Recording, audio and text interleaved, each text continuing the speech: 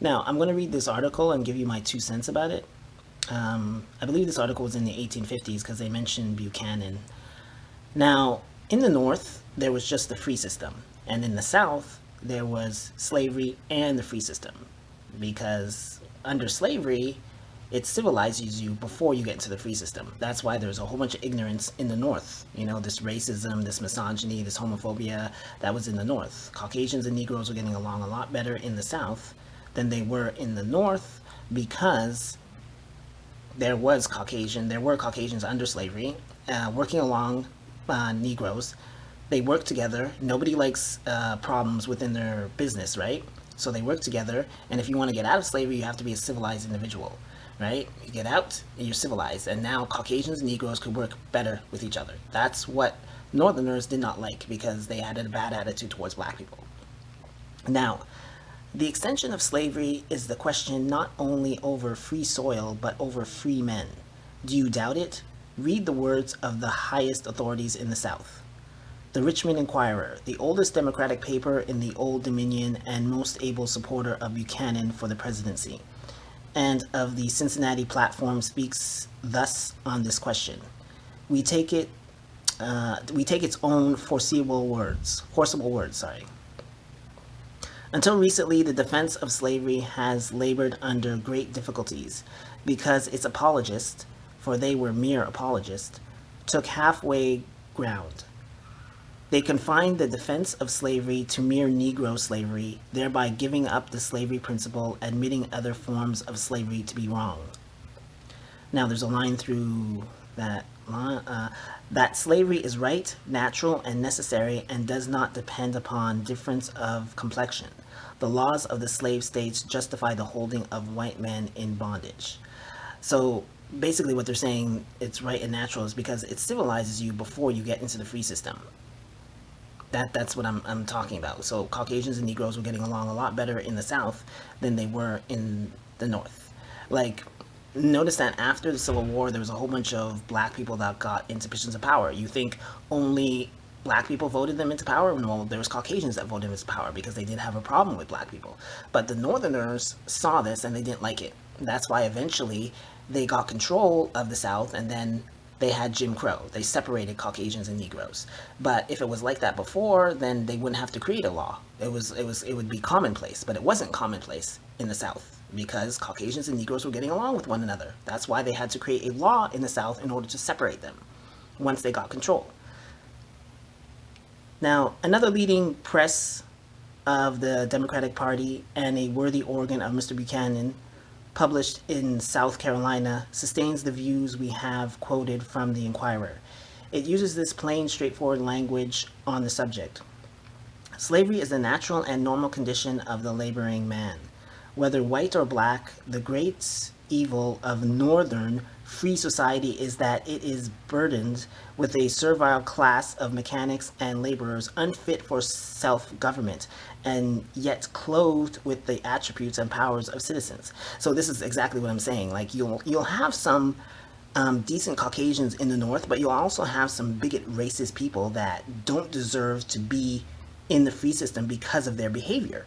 But they're running around causing problems, getting into positions of power, causing problems for people that they don't like. And women had a lot more autonomy in the South than they did the North. Now, master and slave is a relation in society as necessary as that of parent and child. Now, if I was a parent, I would consider my child property, and nobody touches my child. I would defend my property, my child, with my life. Now, there are some parents out there that abuse and damage their children, right? But most parents do not. Well, that's how it was under slavery. That's what you have to understand. Like, why would you damage your own property? It doesn't make any sense. And the northern states will yet have to introduce it. Their theory of free government is, I can't make out what that says there. It's like a bad vision or something like that. But there is still broader ground on the subject of society taken by the Richmond Enquirer. It says in a recent number, reportedly, have we asked the North? I can't make that out what that says. not the experiment of universal liberty failed? Are not the evils of free society insufferable? And do not most thinking men among you propose to subvert and reconstruct it? Still no answer. This gloomy silence is another concisive proof added to many other conclusive evidence. Oh, it's conclusive, sorry. Conclusive proof added to many other conclusive evidences we have furnished that free society in the long run is an impracticable form of society. So that's what I'm saying. That's what the Southerners complained about a lot, because it's like, oh, how could you have, ignorant people in the free system and think that it's okay? Like, for example, Emmett Till. Emmett Till was murdered by these two white men, right? Now, they had bigot racist people in the jury. Like, what? Why would you have bigot racist people in the jury?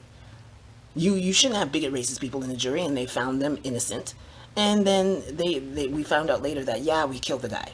We killed the boy. It's like, well, that's because you had ignorant people in the jury that had a problem with black people, and they're going to say anything to actually absolve the white man over the black person. It doesn't matter if it's a clear-cut case, they're going to side with the white person. It's like, well, that's ignorance there. You understand? And the Southerners couldn't stand that, and they would complain about that a lot. But the thing is that the North won, so they could say whatever they want about the history, because the victor writes the history. And they always say bad things about the South. They always say bad things about black people. It's a common theme with them. But yet, even now, we're still regurgitating their nonsense about what they say about the South, and even what they say about black people and our history. And basically our history is just slavery, which is not the case. So, like I said, the Southerners were actually, it's not a perfect system. Obviously, there were problems, but it was far better system than the free system that was in the North. Because when black people got out of slavery, that's when we started getting attacked. I keep on saying that if Black Wall Street was a slave plantation, all those Caucasians would have been rounded up and executed because they destroyed a massive amount of property. But because they're in the free system, black people are not property anymore, they could get away with that, and they did several times. All the lynching that happened after slavery, you think that would happen during slavery? No, because the slave owner would get the authorities and run after those people that did that. There would be accountability. But in the free system, the way that they set it up, no, getting away with killing black people, you could easily get away with it. And marginalizing black people, it was so easy. So there's a lot of misconceptions surrounding slavery. But this article shows you that, yeah, there were Caucasians that were under slavery. And there's a lot of people that don't know that.